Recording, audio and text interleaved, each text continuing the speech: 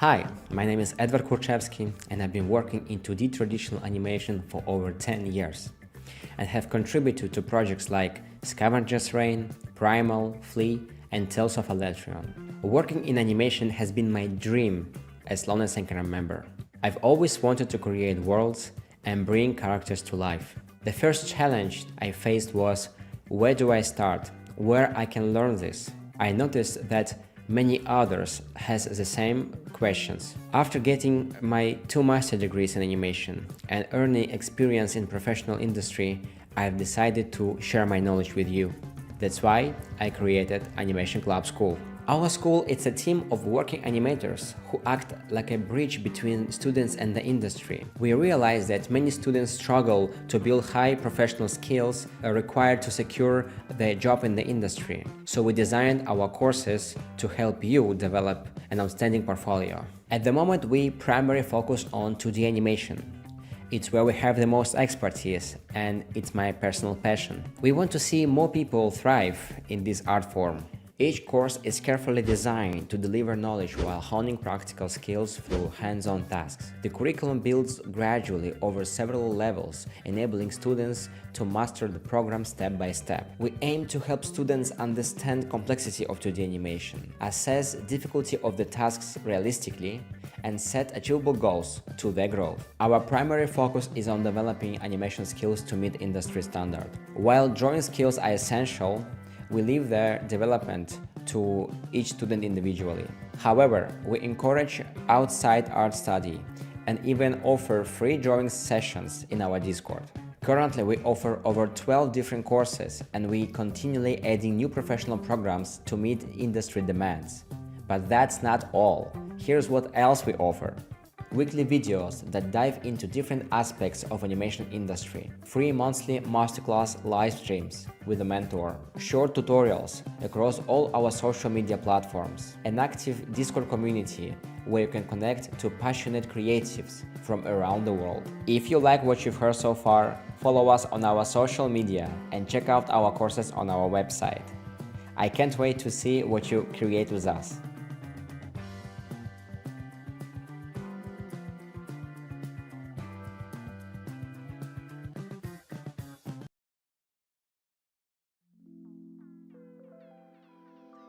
Welcome everyone. This is Loop De Loop. My name is Cata. Very happy to see some of the people here already watching. And of course, hello to everyone who's watching this either live in a recording. Let me introduce people here who are the first time to what we're doing here. This is Animation Club School. My name is Cata. I'm usually the people's most favorite, most valiant, most humble, obviously, host of Animation Club School streams and workshops. And I welcome you today to this little personal program I run. Every second Friday, I think more or less, that's called Loop De Loop, where we do different animation exercises, ranging from something very, very simple to, as today, what we're going to be doing is showing how more complex stuff and complex animations is actually builds on these foundation stones of the basic principles. And yeah, let me tell a little bit more what we do in general in Animation Club School. We have great courses ranging from traditional 2D animation, as we already stated, to visual development, to short film creation. It's perfect for new people, perfect for people who already established themselves in the animation industry as well. I am previously a student of Animation Club School, and now I work, as it also says here, as an animator and cleanup artist, and I even got the chance to work a little bit as a layout artist, but honestly I like animating a little bit more. And today, let me actually turn to the thing we're gonna do today. Hello, very happy to see. Let me see. No, I don't want this one. No, I don't want this one. We're gonna be looking at this little animation. So I'm gonna show you what I already have, and I'm gonna tell a little bit more about the process of how I did it, what steps did I take, what kind of simple timing and spacing tricks you need to remember when you're doing something like this. I wouldn't call this a complicated shot. It's pretty easy, but I'm trying to make every part of it really polished so I can just put it into my reel. Right now I'm in between jobs, so the best kind of course of action for me would be, since I don't have any like main thing kind of clogging up my schedule, is to create something that's worthy of putting into a reel. So if an opportunity arises, I can put this very polished, very pretty shot with up-to-date skills I have right now and, be proud of it. So yeah, this is the character. Let me show you the animation a couple of times. I think you can see it pretty well. Let me remove the action. Yeah, there we go. So I have a pretty simple head turn of a character going from this very alert state to immediately getting relaxed. If you are on the Discord server, which I'm also going to plug in right now, you probably seen a more early version of it. On the Discord, we also have a very great hub for people who are willing to study animation. We have practices that Moi also runs every Thursday and Sunday. Well, almost. Sometimes I'm sick, sometimes I don't have electricity, so it varies, but we try to keep it very consistent. Is the film Tour de Film, where we draw screenshots from different films, study composition, colors, moods. It's very, very good to keep your eyes always open for all kind of different languages. No, how would I say it? To keep your visual language vocab very wide and very open. And that's how you can do it. And also we study figure drawing. Every Sunday we pick a specific theme or, for example, a specific sport, and we draw about 20 images, and they're very, very short. This is the prime food for animators to be able to draw movements very quickly, to have that draftsmanship skill. So when you're posed with a challenge where you need to draw a specific pose, you already have it in your library, even if you drew it just a couple of times. So here's a little animation. As you can see, I'm going to show the previous steps I took. It was a long journey. I think it's here, it says 15 hours, but in reality, I think I worked about 7 on the current animation you're seeing, and about 7 hours more. It was just stuff that I was trying out and it wasn't working. And I think that's what's partially makes animating live so difficult, and why Edward just makes it feel like so easy, like it's nothing. He's been doing it for a long while, but just so you understand how difficult it is, because sometimes, especially me when I'm animating, I would do some specific thing and I would be sure that it's gonna work out, and then I look back at it and I go like, no, we gotta scrap this and we gotta start from scratch. And that's how it goes. So sometimes having just a limited window of like an hour and a half, 2 hours of doing something and immediately making it not impressive, but at least entertaining enough for people to watch is sometimes really hard. But you're here. I see 6 people watching right now, and who knows how many people are watching this in a recording. So let me go through all of the steps I took to have this. Obviously, I don't have the video reference in the file, but I've seen myself do this exact movement 70 times. Hello. So I more or less can understand where the character is supposed to be going, but I have it easy. The character is standing. The character has a walking stick that they put a lot of weight on, so there's no need for leg shifting and like whole body shifting, even though I have a little bit of it. So initially, if we go back to the very, very, very rough original, you will have to hold my hand and be nice to me. It does look nice, but I wasn't satisfied with it.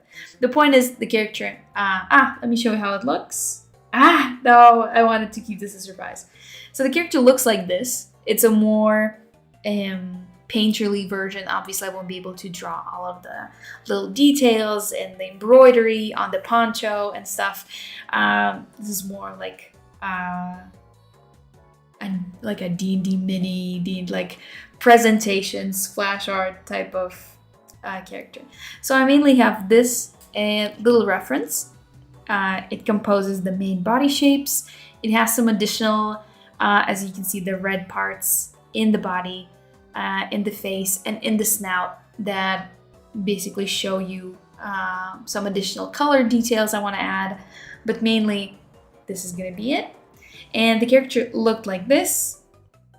It takes the hood off and then turns around. And there's a pause in white because I added to the new movement, I added some more space for the character to think and breathe.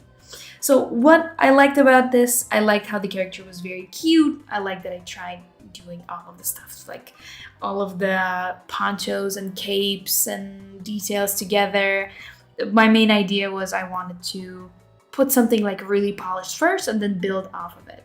But it backed me into a corner because everything was already so kind of pre-planned in some shots. I didn't have the movement to change something if I really wanted to. And also, the animation looked stiff. The character wasn't really thinking through their actions. It was just like a turn, and that's it. So then I went and I did another version. I tried to be as loose as I could be with my tools, and you can see the difference between the strokes. And this one was very loose.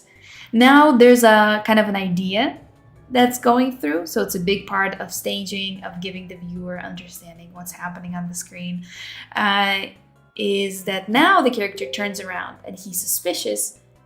And then he realizes everything's okay. They can take the hood off and show their beautiful squirrel self. But still, obviously, it was very, very rough. And it needed some polishing, mainly because I tried to stick only to like where's the face going, where the hands are going, what kind of like main movement I'm trying to convey. From there, I created this little thing. Obviously, I based it on the initial blue line sketch. Oh, let me remove this. And it looked like this. I wanted to understand where the hands would be and where the face would be. So I'd be able to basically build everything together from that point on. There's a lot of copy and pasting, especially in the head, mainly because I was interested in keeping the volume of the head the same. And the hands, I think I redrew them fully, but obviously because I tried to make it as quick as possible to kind of let it draft itself out. There's a lot of stuff that's obviously inconsistent. I think from there, I created a more kind of polished version of what I wanted to see in that initial sketch. So it already has the head movement. It has some main poses. Obviously, there's practically no beautiful spacing that makes everything smooth. There's a lot of jumps. But now I kind of see that 3D motion that I want to put in. But it's basically the same thing. And a cute little snaggle tooth that I didn't add in the final version. And then, I started polishing it a little bit more and more. Here is kind of what I would call the first rough version of the animation. Mind you, it was like already 4 hours of just doing stuff just to come to kind of this idea of what I want to see. And I'm building the rest of the animation on this thing as well. It's already been improved in some ways, but here you can see the character is moving. It has that rapid motion of protecting itself and then realizing that everything's okay. I don't think I added the change in the size of the pupils yet. I'll do that in a later version. And also you can see in the previous animations as well, the character has a hump on the back of the back, I guess, on the shoulders, and that's actually their tail. So once everything's safe, they can untuck their tail from their back, and it kind of flourishes in the background, which I'm also gonna add probably in the very, very end because it's not connected almost to anything except for the cape. And from this version, which is still kind of a little bit ugly, but this shot is really cute since I'm using it on the preview. I have this, and then I started building the body. I separated parts of the body that would be easier to edit together. So for me, first part was the body and the hand that was behind the main body and the camera. So if I wanted to change something about the hand, it wouldn't concern the main part that I already looked out for. And the hand in the front. The hand in the front, it also does its specific movements. So I wanted to have the freedom of, being able to completely delete it or erase it if there's something I didn't like. So together, now they look like this. As you can see, there's a little bit more spacing and proper timing done to make it look really good. And obviously, no copy and pasting. I don't think copy and pasting is bad, but mainly it takes you out of the illusion of a moving character sometimes. So you gotta be very careful on not using it too much. And I wanted to show you some of the stuff I did, which would kind of alleviate the character motion from how I did it before. So here's the original movement. I'm going to show you this one specifically, where the character gets into position and then relaxes. And here, everything moves on a pretty much straight line, especially the hand in front. But here, I wanted to make sure that the hand has this a little bit of a graceful motion, that the elbow and the wrist are kind of a little bit, what'd you call it? Not asymmetrical, synchronized to each other. So something moves up first, something moves up second. So it's not like a complete stiff body motion, but the character is trying to go as quickly as possible to keep that space. So here's the arm, and I'm just gonna slowly roll back and forth so you can see where it happens. And also, this is a very good way to show the arc of your wrist, of a body part. If it moves together, it could also be as those tails on the balls. For example, in course 1, one of the first exercises you do is a bouncing ball that drops from a surface and then comes to a close, and it has a little tail behind it. And this is basically the same thing. The tail, let me just do this so I can write something here. So you can imagine that this would be the ball and this would be the tail that goes behind them, because we can move our wrists and our wrists can easily follow our elbows and vice versa. So here you can see it goes like this, and you can see that the palm is taking the place of the elbow basically in a couple of shots, and then it comes into this very slow spacing. So you can see that movement was very, very quick, and then it stopped, and let me count. So here's 1, 2, 3, I would say 3 to kind of really flesh it out. And here, I practically don't have any ease-ins, just maybe this, you could call it an ease-in, because the character is moving very fast, so we gotta read the ending, the positioning more than the beginning. So it goes like this.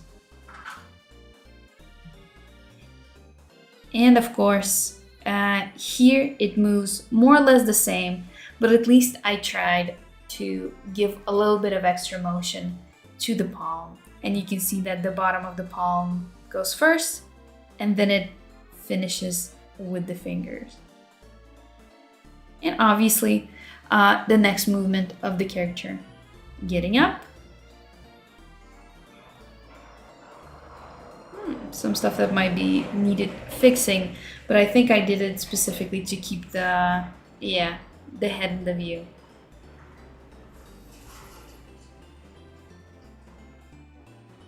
It also goes through a very quick motion, you can see practically crosses the full of the head in like one sweep, and then it stays in this very slow easing out when the movement is done.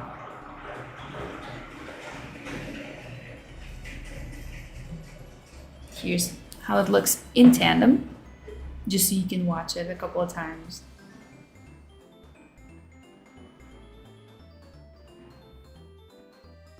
Thank you. Hello, Senor Marco Fernandez Drauer. It's nice to see you watching me mastering and studying. And yeah, you can see how the hand moves in tandem with the rest of the body. Usually, it's nice to put body parts on different layers for like ease of access. But sometimes you really need to keep them together for an easier, thank you, Mr. Grinch, for keeping it kind of working together. As for example, I have here with the purple hand. Because here I have the position of the shoulder already mentioned here. And also there was another challenge with this hand. In all of the previous ones, I think you can see it here. There's a walking stick that I still need to draw and still need to figure out. So I tried remembering where my hand was, and if the body is moving and the walking stick is staying in one place. As here, you can see that the position of the arm went from like this to this. So when the character is moving away, they're rotating the wrist to show that the rest of the body is moving, but we're trying to keep the palm in the same place where the stick is. So there it is. Here it stays tilted.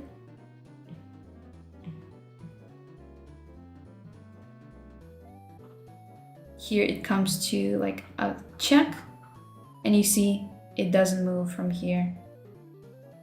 It moves a little bit here, and we're still having a very open arm, so that's why we could see the palm.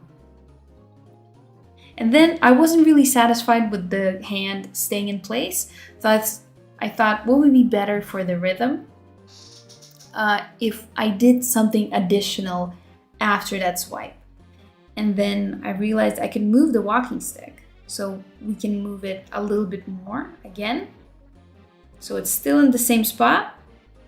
Probably, most likely, I'll have to check it again. And then I did a very easy kind of a bouncing ball type of thing. So you can see it goes here, then it takes about one, two. Oh yeah, that's true. 1, 2, 3 to get up.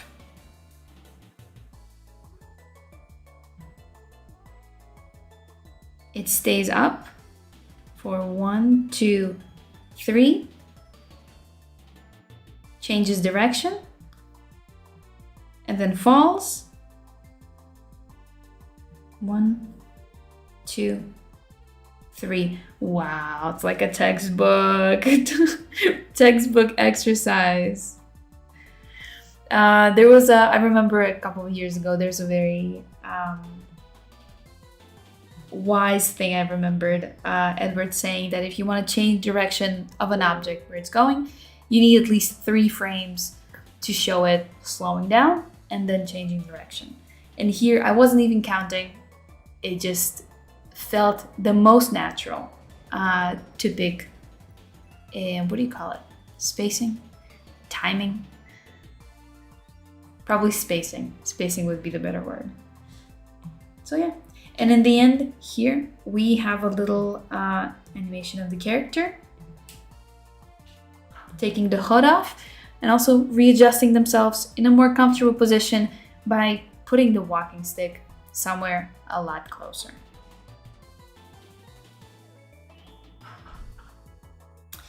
And there's still a lot of work to be done. This is still the rough. I still want to make like a pretty tie down. And if I will be really, really in the mood for it, maybe I'll clean it. Maybe I'll find a volunteer to clean if I'm be too lazy. So here's the product I have right now. As you can see, it took about 15 hours. Very easy. And yeah. Oh, another thing I wanted to show is when the character is trying to take the hood off. As you can see, I probably did it on the camera. The character goes down a little bit for the hand, for an easier access for the top, like the head, to reach the top of the head. And then it pulls the thing off. I tried doing the same thing, but it's not really noticeable now I look at it. Probably should pull it a little lower. It definitely goes up, but definitely goes down.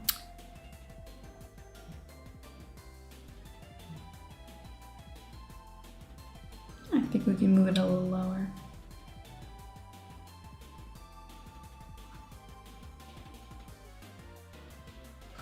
So yeah, this is so far what I've already done for the animation. How long have I been talking? At least for like 20 minutes, right? 30 minutes? I'm not sure. I think I started on time, so 30 minutes. I'm gonna have this stream short since I've been mostly showing these little things, little spheres that you kind of sew together to create a more complicated version of it. But if you'd like, we can animate a little bit together. And I have some ideas. First of all, the character I'm drawing. They have a cute little fuzzy body. And they also have this cape and this helmet. Pendant. And I want to keep the cape, especially the one that's on the back, till the very end. Once I finalize the movement, I can also come on loop-de-loop and we can draw some beautiful fabric swishing around. But today, maybe you would like to join me.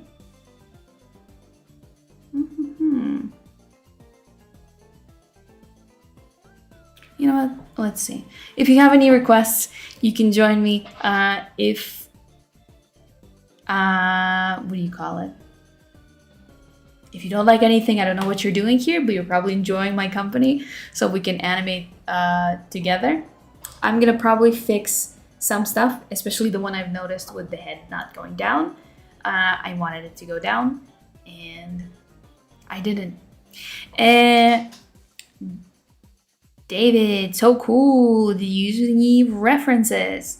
I did going to the mirror and doing that movement 300 times. And then doing it into the camera.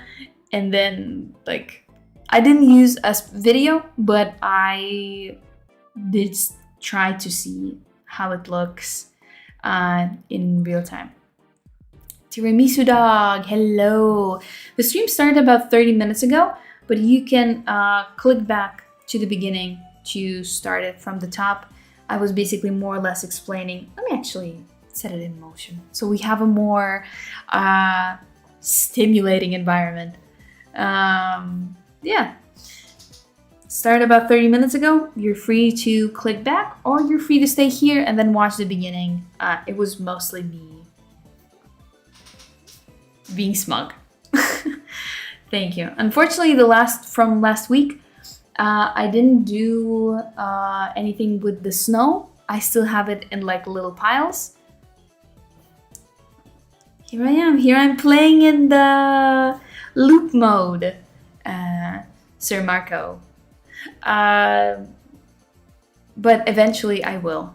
I really like the animation. I really want to finish it, and that snow is really nice.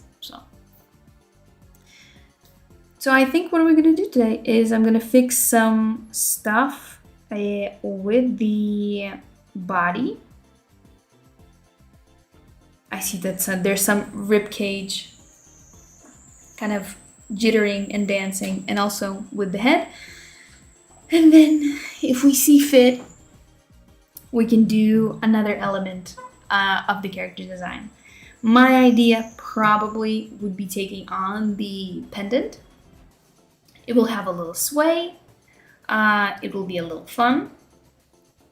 And also, it's easily rectifiable if I want to change something else. But I probably would not have the main stuff all done together, but we'll see. We'll see. So let me start with the ribcage. And I don't know if Dee Dee's here on the stream, but today, like just I think an hour before the stream started, I found some of my old acting and turnaround shots, and they've been done like 3.5 years ago. It'll be 4. It'll be 4. No, it's about 4 years ago. It'll be 5. No, that's not true. I did it in 2022. 4 or 5 years. It doesn't matter. It's all in the past. The past doesn't exist. Of my character like turnaround shots, and it's wild to see what happens if you consistently draw and study for 4 years. I saw immediately so many mistakes, so many stuff I could do better, and it's just a testament that if you actually like are passionate and you still try to, you know, work on your craft, maybe not every day. Sometimes there's stuff that life comes in the way, but if you try to be consistent, it genuinely comes back to bite you. So advice to newbie cleaner rookies. Oh, I don't know.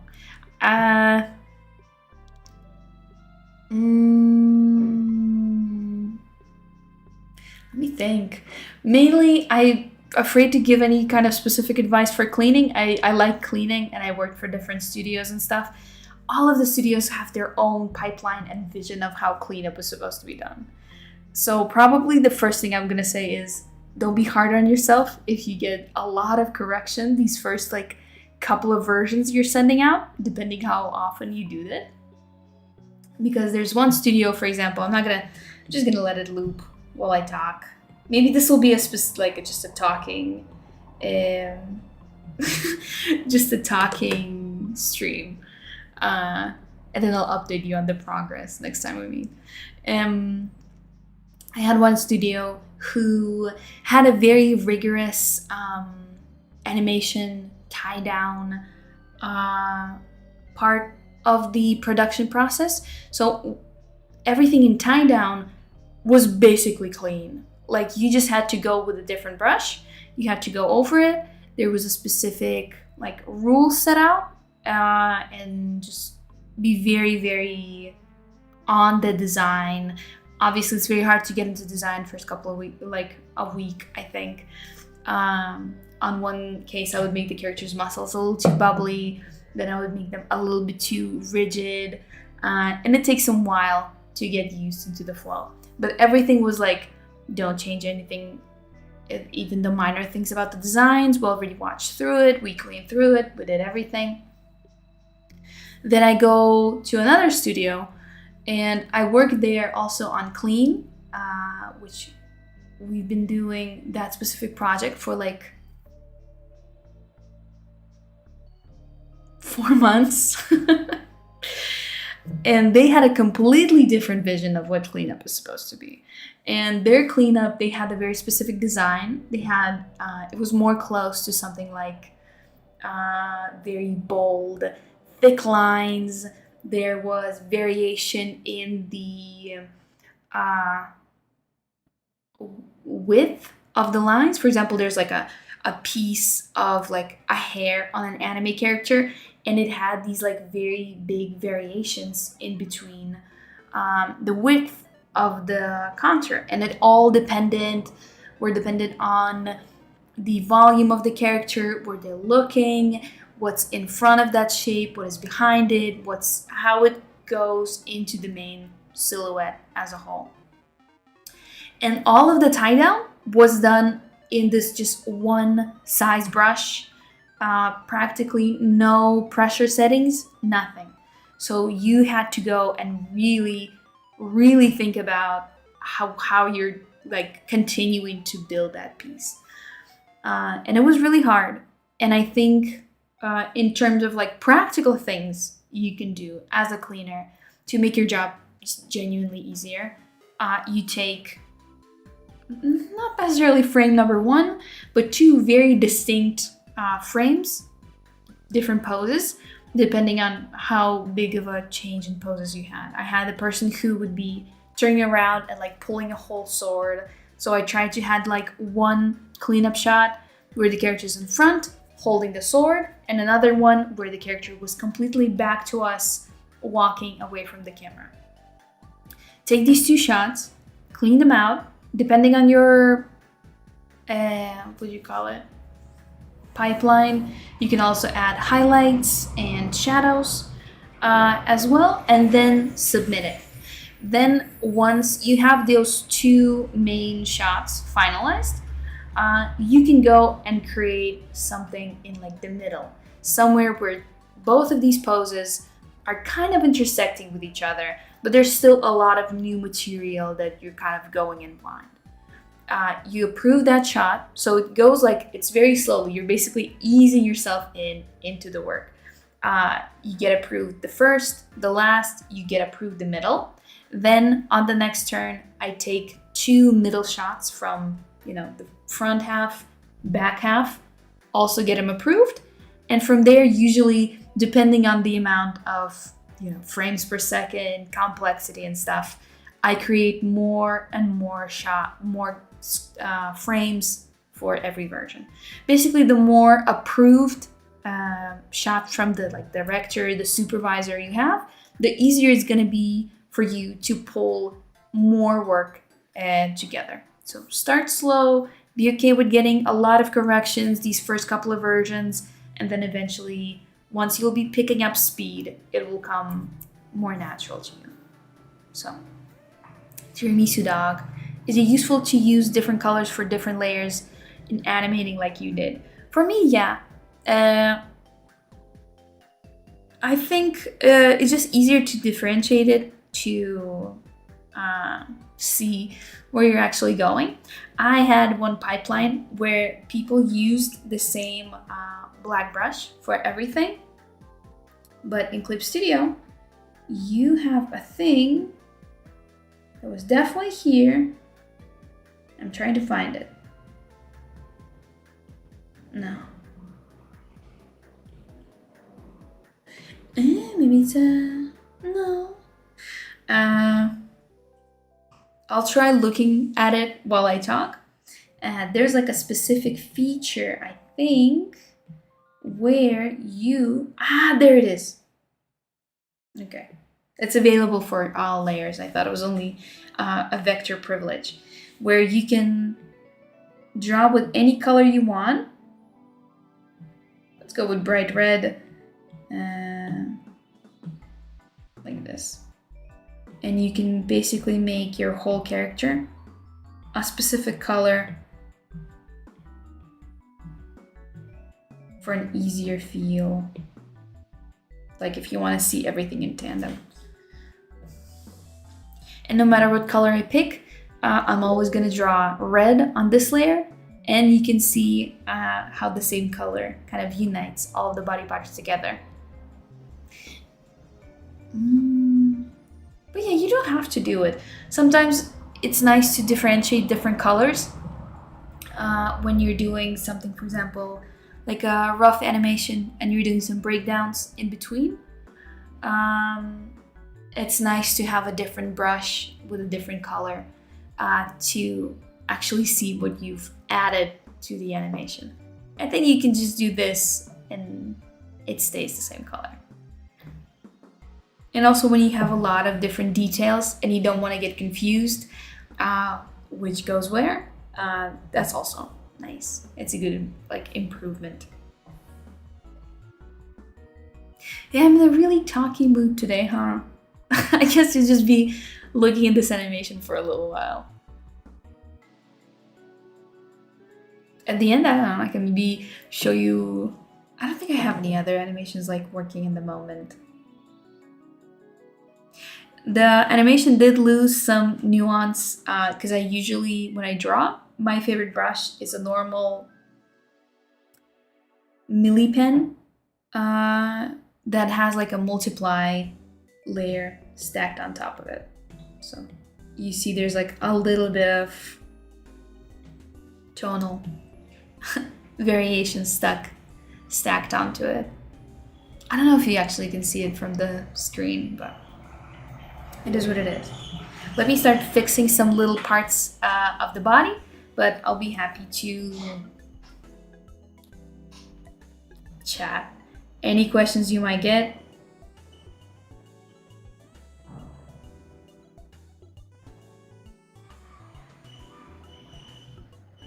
Happy to answer. Okay, let's see.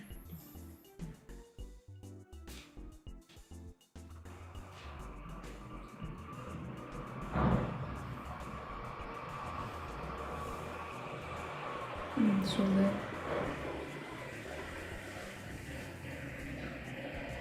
And there they were. Yeah, okay.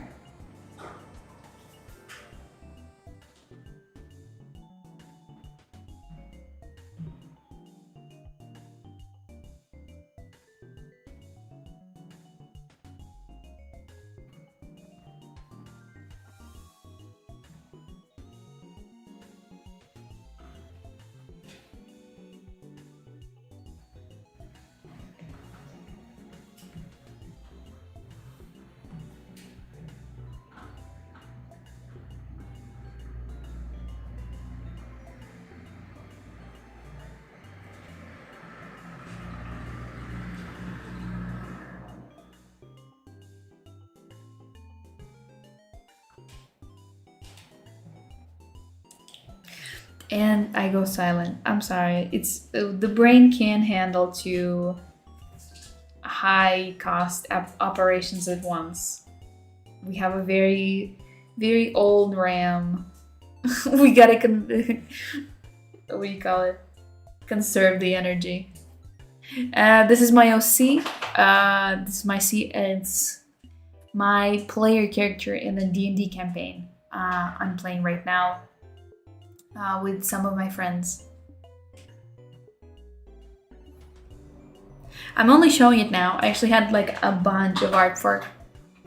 My dog is eating in the background, so if you hear some rustling, you know who to thank for.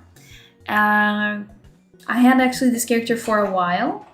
We've been playing for a while, and I had a bunch of art I couldn't post anywhere, mainly because my character was hidden in like a robe like this. No, that's the fuzzy body. And I tried to keep, the identity hidden. But recently when I was playing, I accidentally like leaked the artwork. So now it's not a secret anymore. Next session we'll probably have to like figure out how to do it so I won't have to hide it anymore.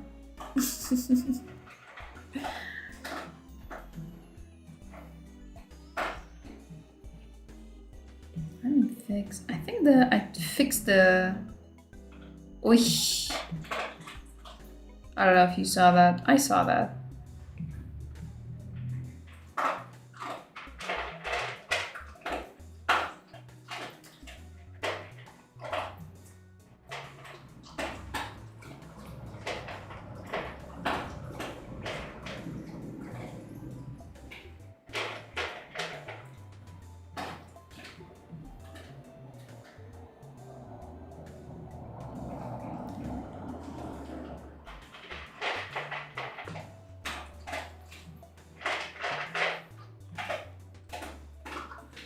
Oh yeah, it absolutely picks up. I just looked at because she's chewing full speed, full force, and I looked at the mic peaking, and I could see her crunching. So if you hear it, let me know.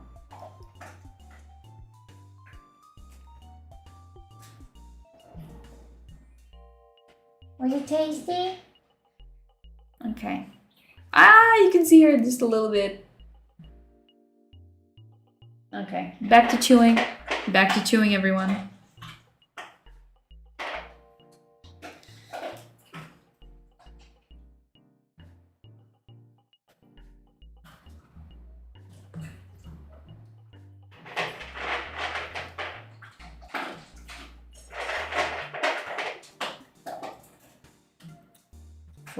Forceful chewing.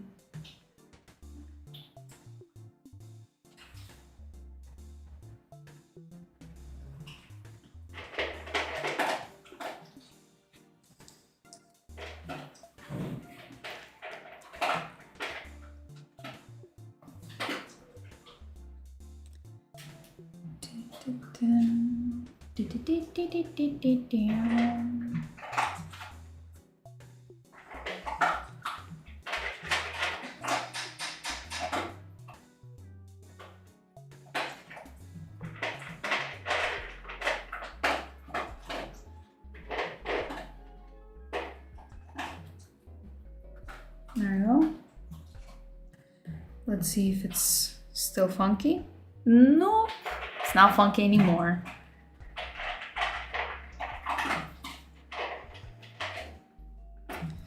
And let's go fix the head.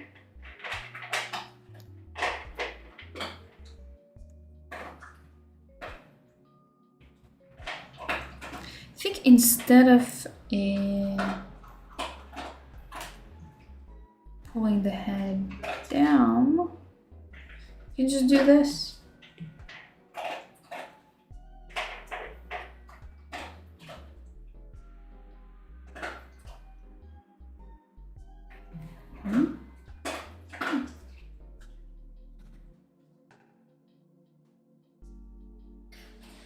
One, and then we gotta pick two.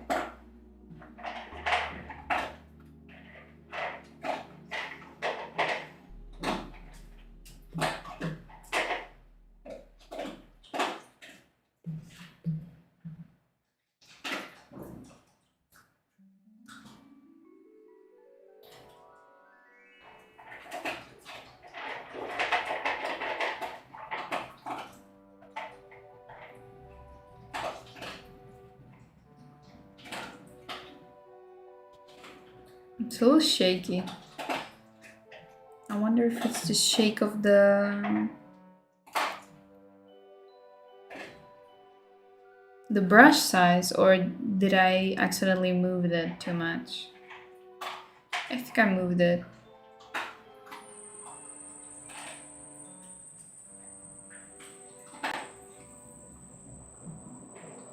I'm gonna play around a little bit.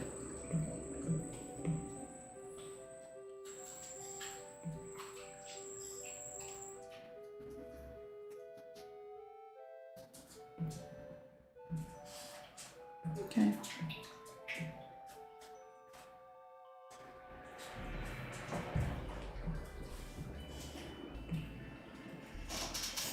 Back to sleeping.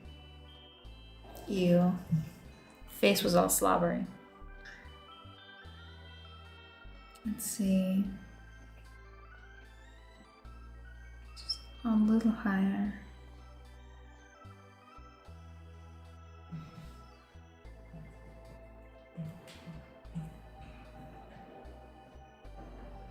Oh, I like this a little bit more. Giving more space to the neck, but now kind of the dip is more dippy.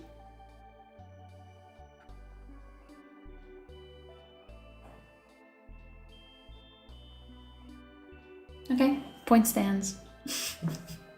I tried to make the head dip and it worked.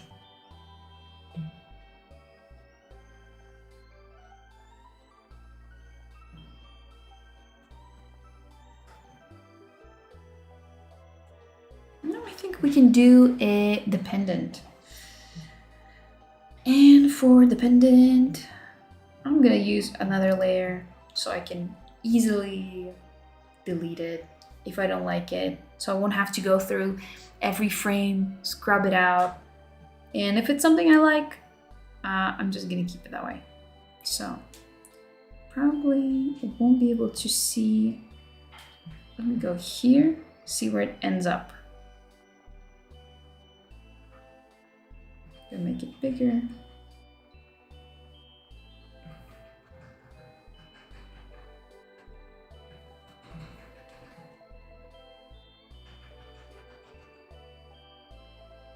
No. I'm gonna make it straight up from the sides.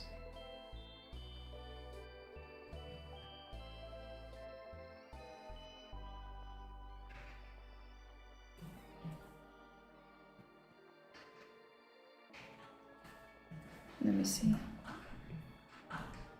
Oh yeah, definitely.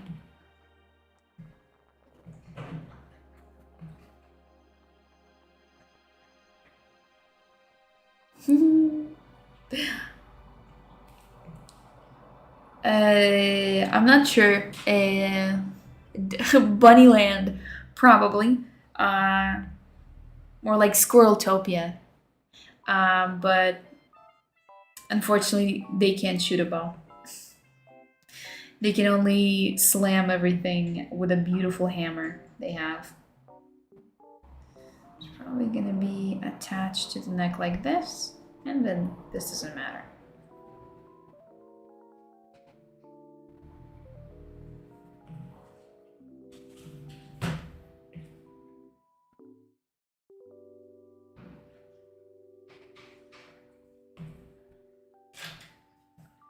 So this is the last one.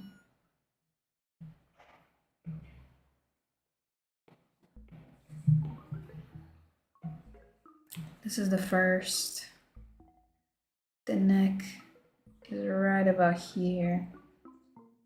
So we're gonna see it somewhere here as well.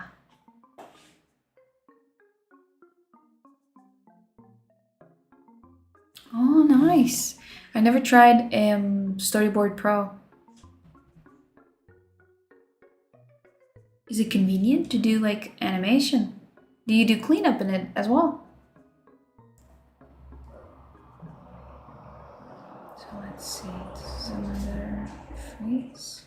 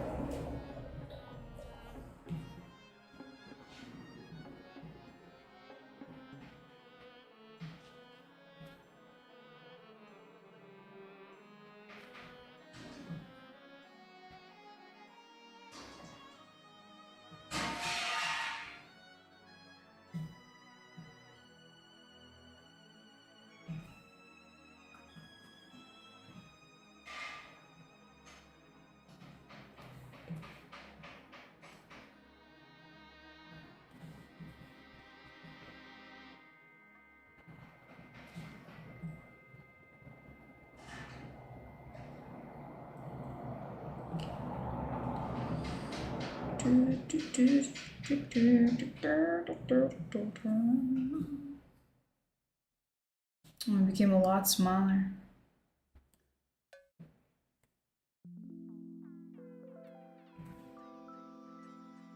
Can make it bigger. We can make this also bigger. It's easier for me. I'm trying to move forward from storyboarding an animatic shot to 2D raw animation. So I don't. Okay. Makes sense. As long as it's something you're comfortable animating in, I think it doesn't matter where you deliver the animation in. I would say cleaning is much more dependent on the type of software you run. For example, there's this one place where they like TV Paint animation, another one where they like Clip Studio for their specific needs. But 2D animation as it is raw, as long as you can like export it into like an image sequence.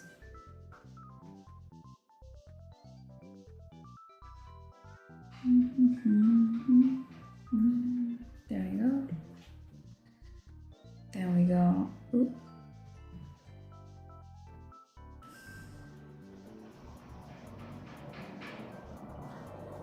And here we have a little pendulum. I don't like this one. Or we can move it.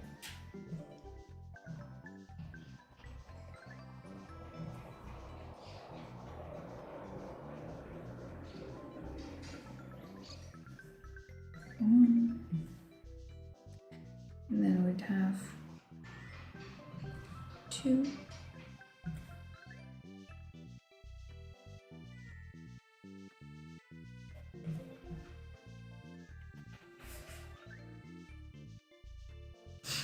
Oh yeah, definitely changing sides, and I'll probably have to do a little a reference sheet for myself.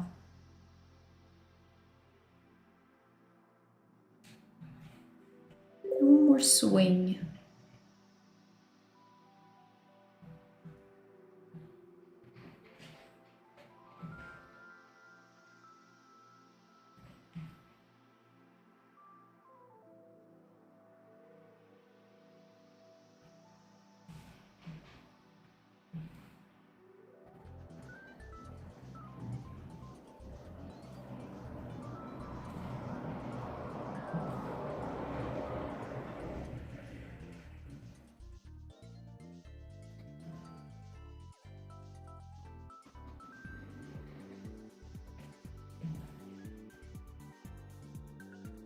And this was probably useless.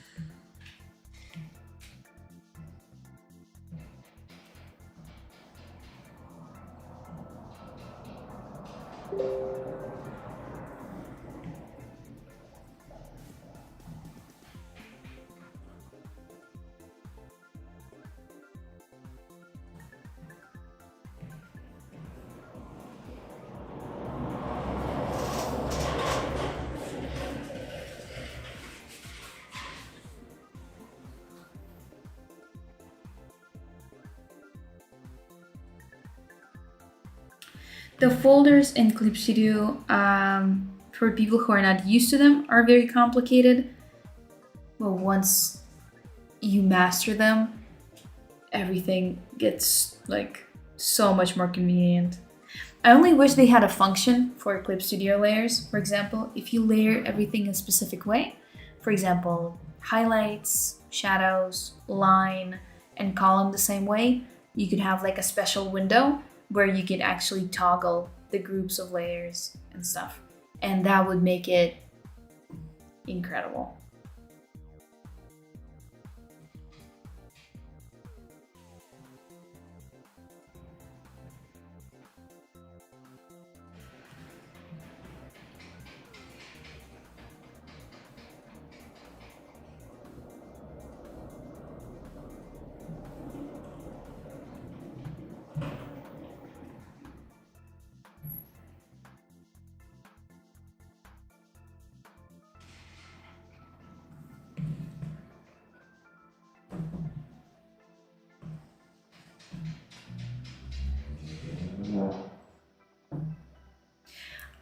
I think Thailand before was very complicated. Now they did some setting stuff that it's not as complicated anymore. Before, when you deleted a frame, a lot of the times it would just delete the place in the timeline, but it would keep the frame, which made it very complicated if you wanted to. Sorry, if you wanted to like actually delete something or keep something specific. Copying frames is also a big headache if you don't know how to actually do it. But the beauty of Clip Studio Paint is customization. If you need an action to be done a quick way, you can just record yourself doing it and then just click play. For example, here I have a thing called copy frame. In TV Paint, when you want to copy a frame, you just click on another place in the timeline, you put a little dot, it creates like a new thing, delete the dot, you have your frame. In Clip Studio Paint though, if you try to, for example, I have a frame 3B, which on normal frame language is going to be frame 5.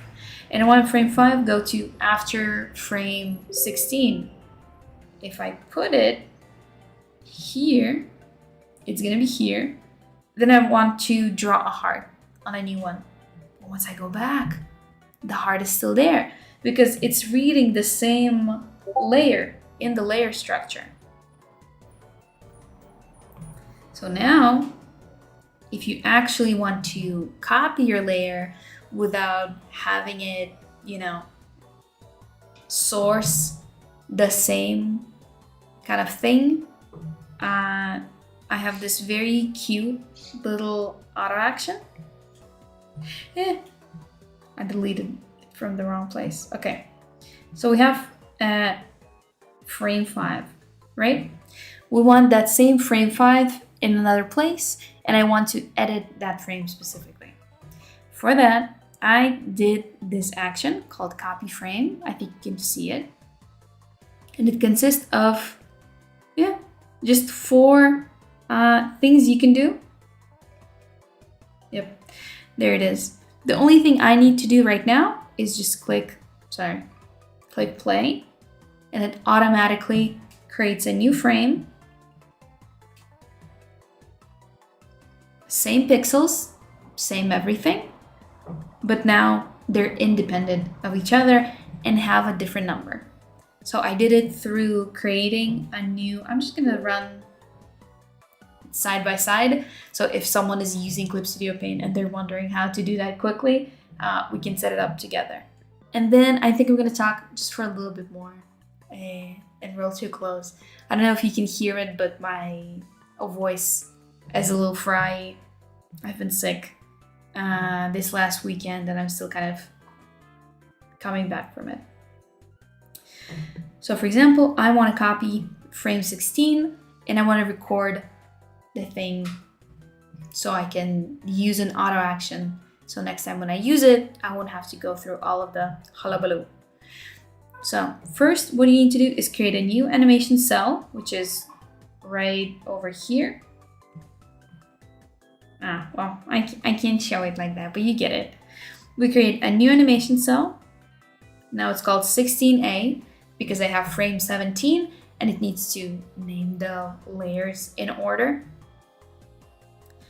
And oh God, do I actually do that? You can't do it probably anymore.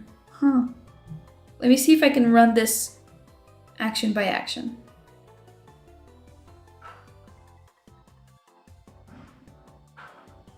No, I don't know, guys. I can share the auto action with you. I'm not sure. I think there was this.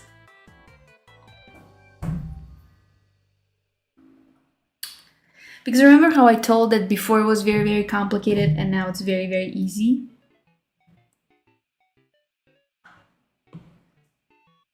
I think that thing that made everything complicated allowed me to set this up correctly.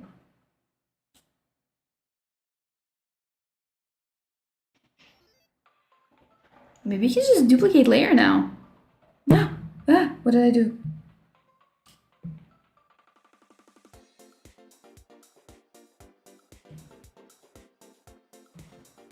Oh yeah, you can just duplicate layers now.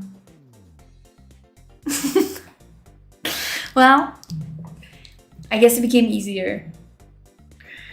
Before, you needed to create like a space for the frame to go somewhere. Then you would duplicate your layer, and then you would insert that duplicated layer on that place in the timeline. But now you can just Ctrl C, Ctrl V, and everything works.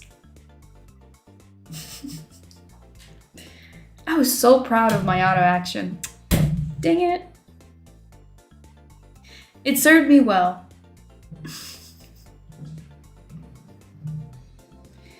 Now I'm gonna go for a little bit of a swing.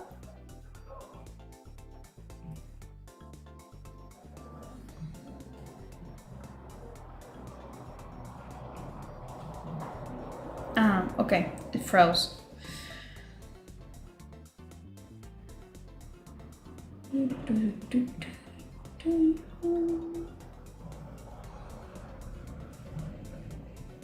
I'm gonna go a little bit lower.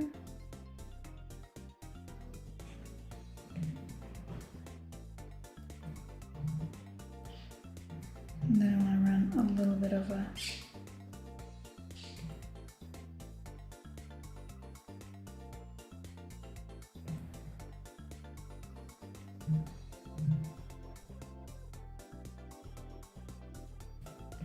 little bit of a swing. Let's see if I like that swing.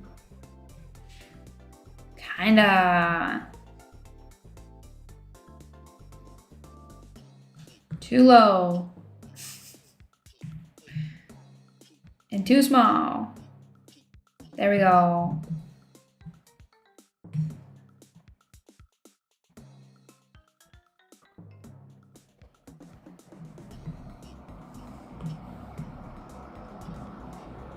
Also too small.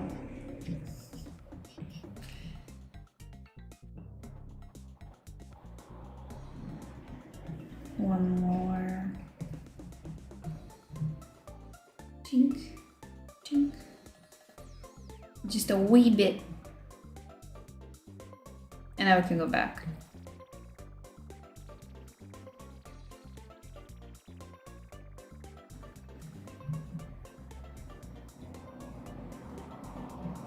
And now we can do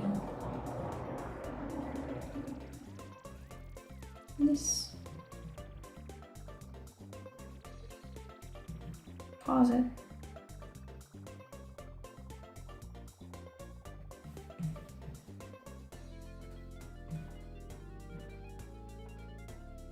Ugh, I made it smaller again.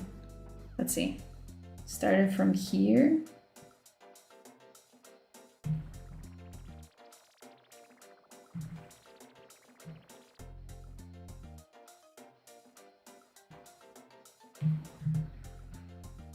Whoa!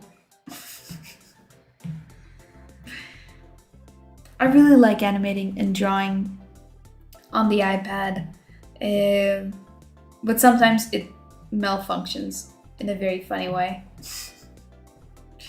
Let me see how it looks.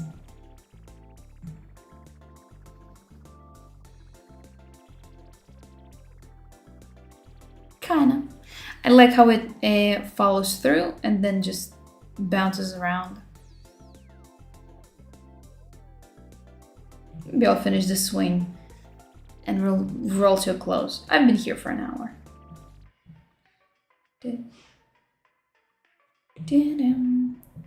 And you're getting a good demonstration of the pendulum exercise. So,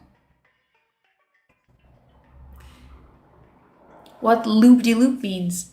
And I think it's a very like, I wouldn't say common, an expression of animations that loop. To go live, I think I use like an air server. I'm not sure, but I'm gonna switch soon to USB-C to USB cord because it's much more stable. This gives me pretty good frames per second, but I like having stuff to just plug it in. Don't think about it.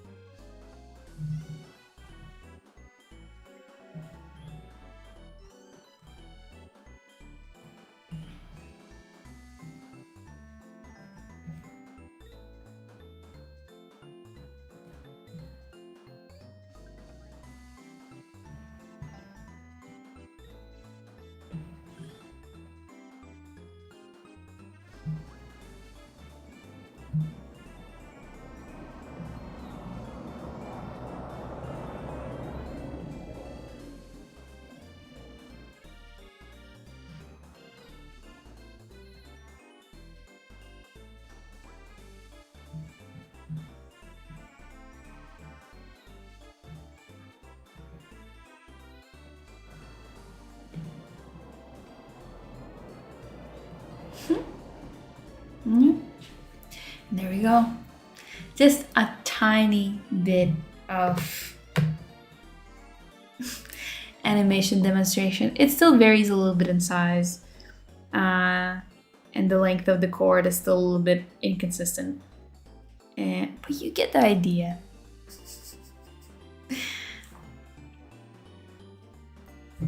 I mean, most of the people are probably gonna watch only the beginning with all of the explanations and stuff, and I give huge insight bit. So we got what we wanted. Yeah, I think I've been on for a little while. Oh, let me add. Did I try Procreate Dreams? I did. I wishlisted it. I pre-bought it, I think, or something, and then I tried it. It was fun for a little bit, and then the novelty wore off, and I went back to Clip Studio Paint. Procreate Dreams was very fun to use, especially some features that allowed you to drag your finger to move some objects and would register them on the timeline, which is amazing for people who are trying to figure out spacing and timing. But then, yeah, the novelty wore off. There's no lasso tool. I mean, if I wanted to draw on paper, I would just draw on paper. If you're giving me a digital device, give me the actual digital tools to make it more streamlined. So yeah, I didn't get to use it for much, but I do have the license. I've heard that Alex Grigg is working with Procreate teams to improve, to have like a new version of Procreate Dreams. I don't know if it's gonna be like a version 2 or it's gonna be like an update to all of the people who bought the first version. I'm hoping for the latter. But yeah, we'll see. Time will tell. If I want to draw something really easy and have like fun with animations, I would just use Loom. Loom is really, really fun. It has like a very, very simple interface. It's perfect for creating loops. It works on SVF, like vector animation like Flash, so you can import it anywhere you want it. Why overcomplicate it? There's enough complicated bikes. I can have an easy monocycle. But yeah, I've been here for a while, for like almost an hour and a half. I'm getting pretty tired. And I want to go rest and maybe battle with this animation a little bit longer, one-on-one. So I can properly beat his butt. And as I already said, this is Animation Club School. So we not only have workshops and streams like this with this beautiful, amazing, awesome, and very humble me, but you can also join our courses, the ones I went through some time ago, about 2D animation and visual development and even creation of a short film. Ooh, just a lot of words. And Yeah, it's perfect for those who are only starting animation, like complete rookies, and also for those who already been animating for a while and want to improve their existing skills. I'm probably gonna do it as well, maybe this year, at the end of it, depending on how much money I have saved by the end of it. And yeah, so even if you're feeling pretty confident in your skills, there's still probably a point in checking out some courses. Mainly, I think the courses are very good, especially for people who already have some skills in animation, is the ability to receive feedback that's personalized for you. So even if you're already good, you're just getting like every week kind of a little one-on-one with a professional who is like its main focus is to help you improve stuff you already have and your stronger kind of sides to glow and to work on the weaker stuff you have. And yeah, this was Loop De Loop, a little animation stream we run twice a month on Fridays. Depends on how we're feeling about it. But yeah, this was Cata. Very happy to see you here today. Some familiar and new faces. As usual, the chat has been very nice and very active to me, so I appreciate it very much. And on this beautiful note, I'm gonna say goodbye to those who are watching me right now and to those who are watching me in recording. So thank you for being here with me today, and see you next Friday. See you on the courses. They are starting in just a day or two, so you still have a chance to join. Bye-bye. Hi, my name is Edward Kurczewski and I've been working in 2D traditional animation for over 10 years and have contributed to projects like Scavenger's Reign, Primal, Flea, and Tales of Iterative. Working in animation has been my dream as long as I can remember. I've always wanted to create worlds and bring characters to life. The first challenge I faced was, where do I start? Where I can learn this? I noticed that many others has the same questions. After getting my 2 master degrees in animation and earning experience in professional industry, I've decided to share my knowledge with you.